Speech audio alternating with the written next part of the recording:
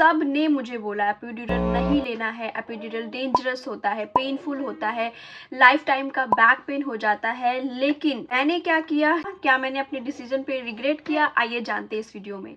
I know आप इस video पे इसलिए आए हैं, या तो आप मॉम टू बी हैं, आप कंफ्यूज हैं एपिड्यूरल के बारे में, तो मैं इस वीडियो में मैं आपको सब डिटेल में बताऊंगी, पूरा एक्सपीरियंस कैसे होता है, कितना पेनफुल होता है, क्या साइड इफेक्ट होते हैं।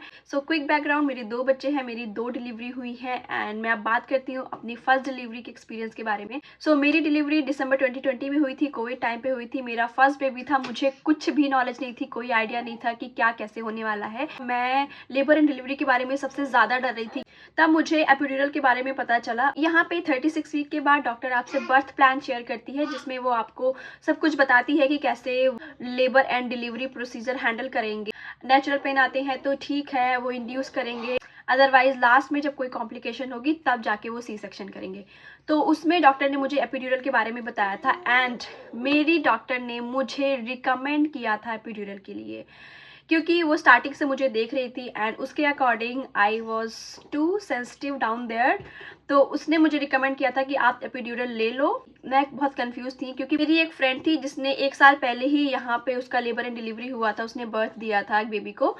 उसने एपिड्यूरल नहीं लिया था क्योंकि उसके अकॉर्डिंग लाइफ टाइम का बैक पेन हो जाता है, जिसकी वजह से उसने एपिड्यूरल अवॉइड किया था। अब मुझे ये था कि लाइफ टाइम का बैक पेन या फिर लेबर एंड डिलीवरी स्मूथ करना है, पेनलेस लेबर एंड डिलीवरी करना है। मैं बहुत कंफ्यूज थी, मुझे समझ में नहीं आ रहा था कि मैं क्या करूं। तो फिर मुझे मेरी एक फ्रेंड मिली जिनको यहाँ पे एक्सपीरियंस था, मैंने उनसे बात करी एंड उनसे बात करने के बाद मैंने अपना डिसीजन लिया एंड ट्रस्ट मी, वो डिसीजन मेरा बिल्कुल सही था। अब बात करें फर्स्ट डिलीवरी की, तो फर्स्ट डिलीवरी मेरा इंडक्शन था, क्योंकि बहुत सारे कॉम्प्लिकेशंस हो रहे थे, तो डॉक्टर ने मुझे बोला था कि आपको इंड्यूस करना पड़ेगा।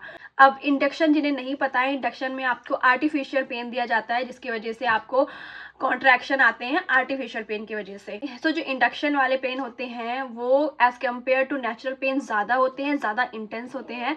जब मैं एडमिट हुई थी रात के 10 बजे, तब मुझसे लेबर एंड डिलीवरी नर्स ने मुझसे पूछा था कि क्या आप एपिड्यूरल आपको लेना है, तो मैंने हाँ बोला था। बट यहाँ मैंने एक मिस्टेक की थी, जो कि मैंने अपनी सेकंड डिलीवरी में ठीक करी, जो कि आपको भी नहीं करनी चाहिए अगर आप लेना चाह रहे हो एपिड्यूरल। तो मैंने उनसे बोला था कि मुझे एपिड्यूरल लेना है, लेकिन मैं जब तक मुझसे पेन बेयर होगा तब तक मैं टॉलरेट करूंगी, एंड जब मुझे लगेगा कि मुझे अब चाहिए, मैं अब और नहीं सह पाऊंगी पेन, तब मैं ले लूंगी। रात के 10 बजे मैं एडमिट हुई। मुझे जो पिटोसिन होती है, जो इंडक्शन की मेडिसिन होती है, वो मुझे दी गई एंड सुबह के 10 बजे तक मेरे पेन बहुत ज़्यादा बढ़ गए थे। मैंने 2 घंटे और बेयर किया। I was trying to be a hero, जो कि बिग फ्लॉप हुआ, मेरी बहुत बड़ी गलती थी।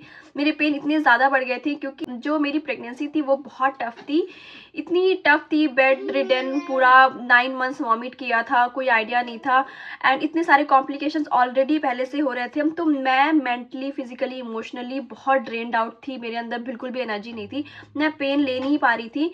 तो अराउंड 12 o'clock मैंने लेबर एंड डिलीवरी को बोला कि मुझे एपिड्यूरल चाहिए। अब यहाँ पे हुआ ये कि उस टाइम कोई भी एनेस्थीसियोलॉजिस्ट जो कि एपिड्यूरल देते हैं, उसके डॉक्टर अलग होते हैं, वो अवेलेबल ही नहीं थे। तो उन्होंने बोला कि जब भी कोई डॉक्टर अवेलेबल होगा तब आपको मिल जाएगा, एंड डॉक्टर आए 3 बजे तक। 12 बजे से लेकर 3 बजे तक वो अनबेरेबल जो पेन्स थे वो मैंने झेले एंड जब वो डॉक्टर आए तो उन्होंने सारा प्रोसीजर किया। फर्स्ट टाइम में जब वो एपिड्यूरल दे रहे थे तो मेरा फेल हो गया। सेकेंड टाइम दिया, सेकेंड में अगेन वो फेल हो गया। तब डॉक्टर ने मुझसे कहा कि हम लास्ट टाइम आपको ये अटेम्प्ट करने जा रहे हैं एपिड्यूरल का प्रोसीजर, हम 3 बार तक ही अटेम्प्ट करते हैं, उसके बाद हम रिस्क नहीं लेते। वो मोमेंट था, मुझे समझ नहीं आ रहा था कि अब क्या होगा मेरे साथ, क्योंकि मुझे एपिड्यूरल चाहिए था, मैं पेन सह नहीं पा रही थी एंड अगर मुझे एपिड्यूरल नहीं मिलता है तो मतलब मैं क्या करूँगी, क्या मेरा सी सेक्शन होगा, क्योंकि नॉर्मल तो अब मुझसे लग नहीं रहा है कि मैं कर पाऊँगी। फिर थर्ड अटेम्प्ट में सक्सेसफुल हुआ एंड मुझे एपिड्यूरल मिल गया। उसके बाद जो रिलीफ मिला ना, वो मतलब रात से पूरा 12 घंटे से ज़्यादा हो गए थे, मैं सोई नहीं थी, पेन में थी। तब मुझसे लेबर एंड डिलीवरी नर्स ने बोला कि अब अगर आपको नींद आ रही है तो आप सो जाओ, एंड मैं लिटरली सो गई थी, मुझे कोई खबर नहीं थी, मैं सो गई थी एंड वो जो एनर्जी थोड़ी मुझे मिली ना, वो मेरे पुश करने में काफ़ी काम आई। सेकेंड टाइम डिलीवरी एक्सपीरियंस यही था कि ये मिस्टेक मैंने ठीक करी थी कि मैंने जाते ही, मुझे एपिड्यूरल लेना था, मैंने जाते ही डॉक्टर को बोला था एडमिट होते टाइम कि मुझे पहले एपिड्यूरल दे दो, उसके बाद ही आप मुझे जो भी करना है करो। सेकेंड टाइम मैंने एपिड्यूरल ले लिया था और मैं आराम से मैं रेस्ट कर रही थी, मैं सो गई थी एंड सब कुछ बहुत अच्छा था। दोनों ही टाइम पे मेरी वजाइनल डिलीवरी हुई थी, सेकेंड डिग्री टेयर हुआ था एंड सब कुछ जो प्रोसीजर होता है बहुत स्मूथ था, कोई पेन नहीं था। फर्स्ट टाइम में मुझे थोड़ा पेन फील हो रहा था, मैंने डॉक्टर को बोला तो उन्होंने बोला कि उस साइड पे आपके बेबी का हेड है तो वहाँ पे मेडिसिन नहीं पहुँच रही है, बट वो it was not compare to what pain I was handling before. वो पेन बहुत ही कम था, बहुत ही बेरेबल था, उस पेन में मतलब मैं सो गई थी ऐसा। अब बात करते हैं कि कितना पेन होता है इस प्रोसीजर में, क्योंकि आपने देखा होगा कि उसकी सिरिंज होती है वो बहुत बड़ी होती है। वो जो सिरिंज लगाने से पहले डॉक्टर आपका उस एरिया को, बैक के एरिया को नंब करते हैं, तो उसके लिए वो जो इंजेक्शन लगाते हैं उतना पेन होता है बस, वो भी बस कुछ सेकंड्स के लिए होता है। अगर आप इंजेक्शन ले लेते हो आराम से, आपको नीडल से कोई प्रॉब्लम नहीं है तो आप बेयर कर पाओगे।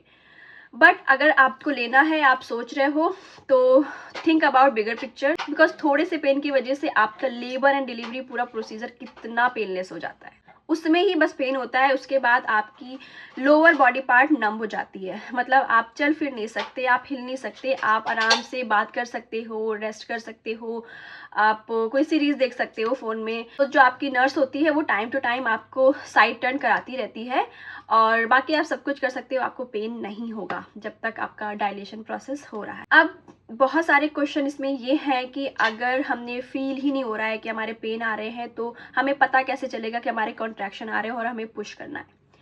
तो इसमें आपको एक सेंसेशन फील होने लगती है जब आप 10 सेंटीमीटर डायलेट हो जाते हो, तो आपको ऐसा फील होता है कि आपको पॉटी आ रही है। अगर मैं बहुत ईजी वे में समझाऊं तो एक प्रेशर फील होता है आपके रेक्टल एरिया में, तो बेसिकली वो पूप नहीं होती, वो आपका बेबी होता है जो कि रेडी होता है बाहर आने के लिए।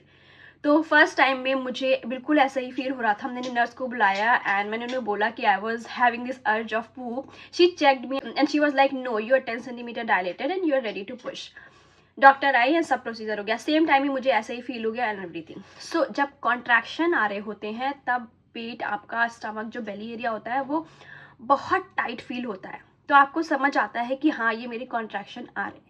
लेकिन इसमें भी आपको सोचने की ज़रूरत नहीं है, जो आपके बेली एरिया पे मॉनिटर लगा होता है उसमें नर्स इजीली रीड कर सकती है रीडिंग्स में कि आपको कॉन्ट्रैक्शन आ रहे हैं, तो वो आपको बता देगी कि आपको अब पुश करना है, आपको एपिड्यूरल लेना है और रिलैक्स हो जाना है। आपको कुछ सोचने की ज़रूरत नहीं है, आपको अपनी एनर्जी रिगेन करनी है, आपको इतनी रेस्ट देना है ताकि पुश करते टाइम जो भी एनर्जी आपने सेव करी है वो आप पुश करते टाइम लगाओ।